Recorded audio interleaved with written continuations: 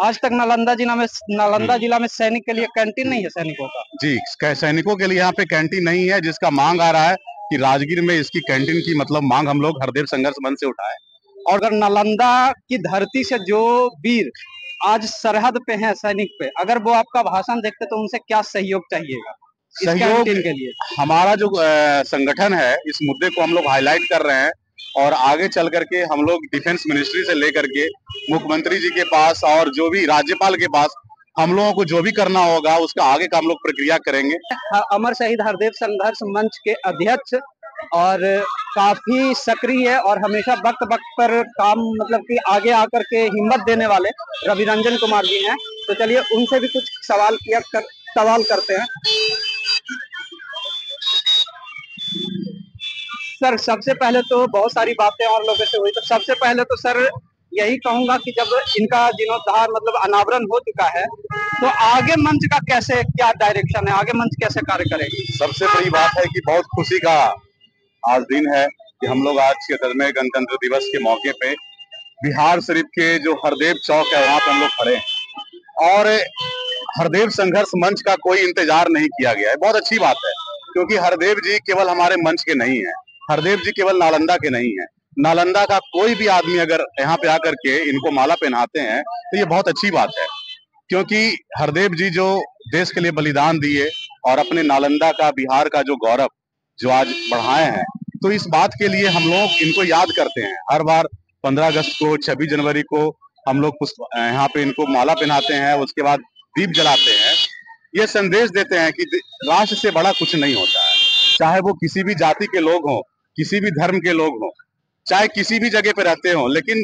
जो हमारा जो देश है वो सबसे ऊंचा है और हरदेव जी इसके एक बहुत बड़े प्रतिमूर्ति हैं जो हमारे जिले से आते हैं। दूसरी बात यह है सर कि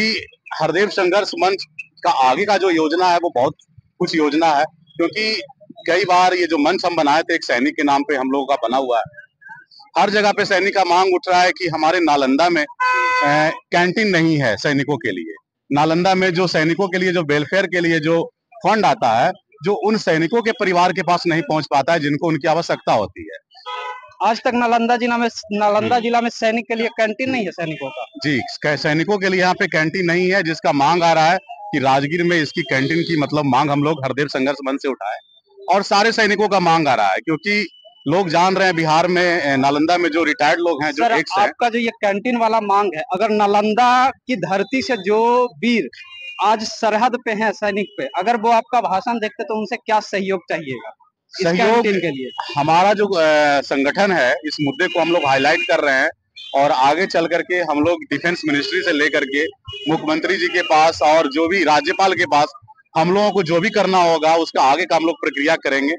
और संगठन हर जगह पे सेवा का कार्य में भी हमारा संगठन आगे आता रहेगा और हमेशा आगे आता है, क्योंकि छठ में भी देखा गया था कि सूर्य मंदिर के पास जो हरदेव संघर्ष मंच के जो युवा लोग हैं वो वहाँ पे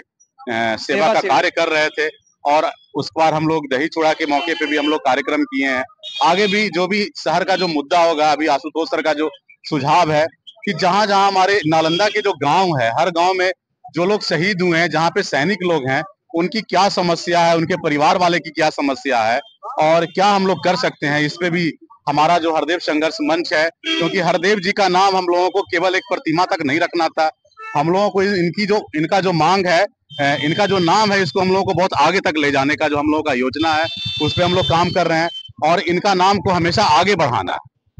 और इनके नाम के सहारे और भी जो नालंदा जिला से मतलब हमारे पूरे देश से कहा जाए, नालंदा जिला से ही क्यों आगे बढ़ करके, तो सैनिकों के प्रति जो है मंच किस तरह से आगे बढ़ेगी सैनिकों का? हर सैनिकों का, जैसा कि हमारे हर गांव में जो सैनिक हैं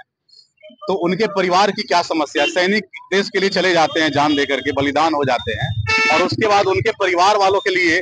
जो वेलफेयर फंड होता है जो सरकार की तरफ से आता है, उसके लिए भी हम लोग आवाज उठाएंगे कि वैसे सैनिकों तक पहुंचे। और दूसरा है कि हरदेव संघर्ष मंच भी उनके लिए जो कर पाएगा वो आगे करेगा और सारे लोगों से हमारा